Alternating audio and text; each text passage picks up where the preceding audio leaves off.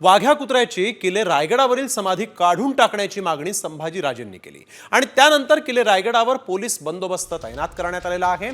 दुसरीकडे लाकडी सुरक्षा कठडा उभारून कुत्र्याच्या समाधीकडे जाणारा रस्ता बंद करण्यात आलेला आहे।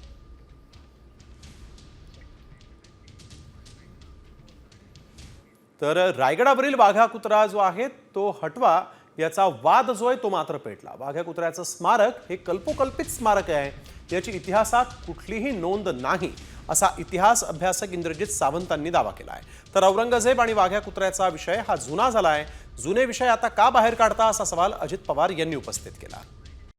कॉमस्कोर नुसार आता isakal.com आहे देशातील नंबर 1 ची मराठी न्यूज वेबसाईट। प्रत्येक अपडेटसाठी isakal.com ला नक्की भेट द्या। शिवाजी महाराजांच्याकडे असं कोणतंही कुत्रं होतं आणि त्या कुत्र्यानं शिवाजी महाराजांचं 1680 मध्ये निधन झालं।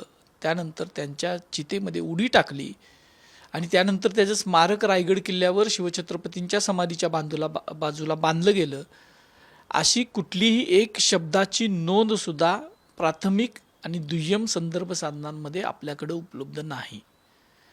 या विषयाच्या सगळ्या ज्या कथा रचल्या गेलेल्या आहेत त्या सगळ्या कथा आणि दंतकथा आहेत। मला एक कळत नाही हो, छत्रपती शिवाजी महाराज आपल्याला सोडून 1680 ला गेले।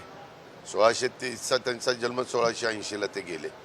आता हा सगळा काळ 80 ला गेल्यानंतर आता आपण 2025 मध्ये का असे जुने मुद्दे कुठले तरी काढले जात आहेत?